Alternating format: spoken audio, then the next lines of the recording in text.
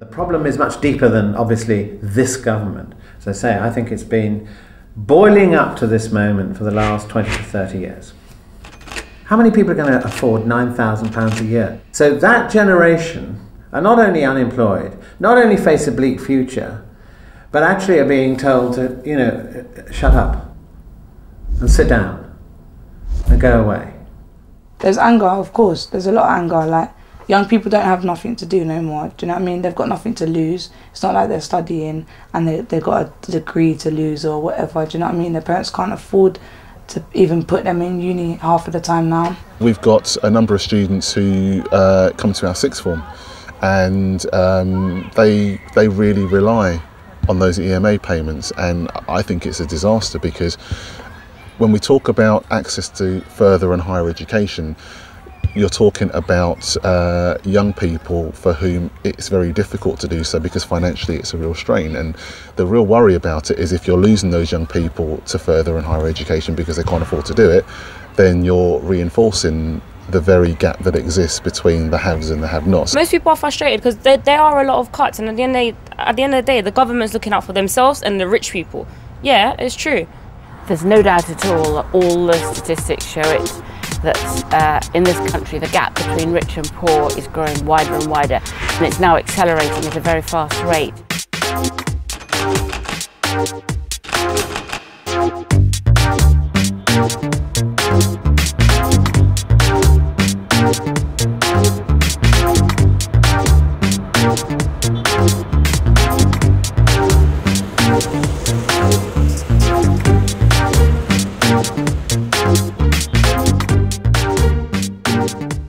These kids get nothing. They're not allowed to sign on. The little EMA that they was getting was given away. If we're going to talk about handouts, let's talk about how much billions the government gave to the bankers. You want to talk about handouts? I mean, you can't get more than that. You want to talk about handouts? Let's talk about how the MPs help themselves to handouts from the public purse. So the people have to bail out the banks. The people lose their jobs as a result, but still have to bail out the banks. The people have increased taxes, but still have to bail out the banks. But if you look around the world at the moment, as we sit here today, what's happening in New York? People have come out on the streets in New York, and trade unions today, saying we've had enough of being told that we have to effectively pay for the errors of the financial institutions. It's happening in Athens. It's happening in Italy.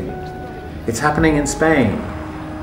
And the figures out today in The Guardian show that it's 1 million out of 2.5 million unemployed are between the ages of 16 and 24. And then people turn around and say, this is shocking, it is shocking, it is outrageous, but actually, and I'm not condoning it, I'm just saying this is the explanation. This is an explosion of anger. It shouldn't have happened, but we're all responsible for it because we have not paid enough attention to the provision, not just of money, but of a psychological space in which people are recognised. It's been quite a struggle at the moment. Like, hardly ever hear back from anything that I apply to. There's not a lot of young help for young people at the moment. I've been applying for jobs for like the past year, and I ain't got nothing. I know for a fact, if I had a job, I would have went to do nothing like that, because I'm not going to spoil my chances for the future, because I know that if I get arrested and I get a criminal record, me trying to find a job again is going to be even harder than it is now. It demotivates a lot of people when you're telling them, oh, there's this many unemployed and unemployment's reached this kind of level, and it just kind of puts people in that state of mind, well, okay, there's no point looking for a job, because even if I do get a job, I can't pay for my stuff. Yeah? And if I do get a job, it's not going to be a job I like, because there are not many jobs, because everyone's unemployed. At the moment, it's pretty difficult. Like, there's a lot of young people my age trying to get jobs and trying to make money, and they're just trying to get responsibility for themselves. If they do care about us fully, we wouldn't be feeling like we need attention, because I feel the whole Riot thing was just an attention, so you can screaming out, look, you shouldn't do that. That's what the riots was, an opportunity, innit? They gave us the opportunity to riot. We rioted. That's the only opportunity I see at the moment. This is what we're taught from the government. Go to another country, if they don't listen to us and what we want to say to them, then we go and bomb them and burn them out their houses and then steal all their oil. And I thought it was a joke when I was like going past and there was this poster of like, look at all these looters. I thought, well, where's the picture of all the MPs? Look at all these expensive stealers. I mean, the corruption, they go to jail, but worse, the kind of, it doesn't matter, I can kind of get away with this. And I think in terms of setting an example, I don't see how you can say to kids, do like I do, if you're doing is not so proper yourself. There is no moral leadership coming from within any of the political parties.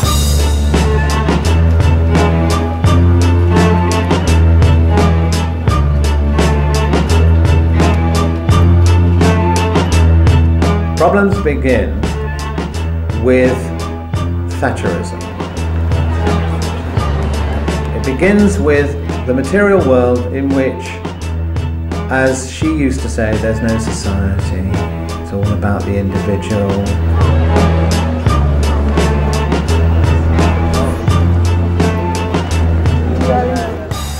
Followed very closely by another Thatcherite called Tony Blair, who really was better at Thatcherism than even Margaret was.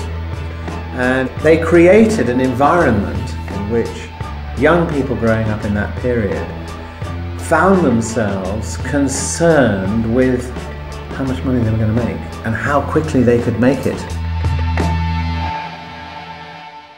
Some young people have developed this mentality that it's all about the money, okay? So they use getting the money as a means of justifying their behaviors.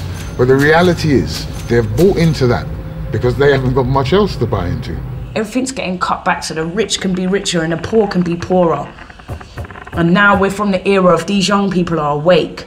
They're very awake, but they just don't know how to fight properly. Why is the society over here an environment where people feel that looting is acceptable? They overshadowed the rioting and Mark Duggan's death just because man ran up in JD Sports. I made like a good 3 trips. Took clothes, jewelry, electrics, anything. I even took a DVD box set of Harry Potter. And I don't even like Harry Potter. I never see one of the movies in my life. Because it's there, I know it's free, so I'm taking it. The looting was something that you sit around and talk with your friends. Oh, imagine all the shops on the high road was open. You could go in there and take whatever you want. That's something you don't expect to happen. So when it's actually happened, I thought, wow, I need to take advantage of the situation because this is never going to happen again. When you're stuck in this materialistic world, having the new thing is everything. You get me? Ralph's on a hype now, so everyone wants Ralph. So if you can't afford it, then you're thinking, boy, who am I? You get me? Just like in school, if you ain't got the fresh kicks, then men are thinking like, why go on with you?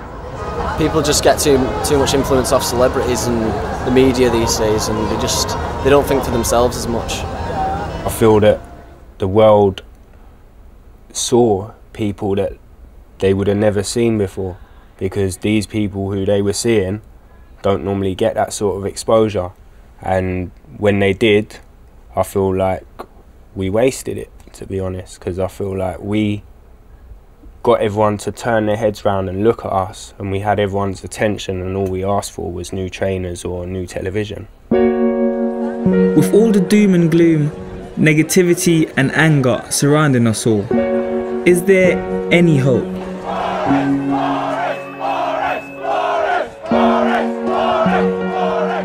Sometimes it takes a disaster to make certain things come to fruition. I think one of the few positive things to come out of the events that took place was the way the community responded. I was really heartened to see the way how people came out in numbers.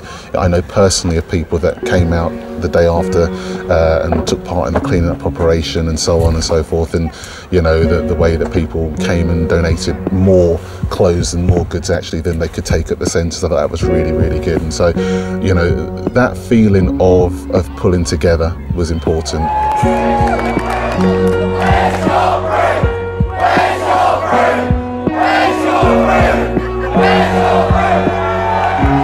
The only response that a lot of Londoners had to the riots was this riot clean-up where everyone got brooms and attempted to kind of sweep up the rubbish the following days. Now that symbolically to me, that you know obviously strikes me as a good thing initially. People are like, yeah, I want to tidy up my area.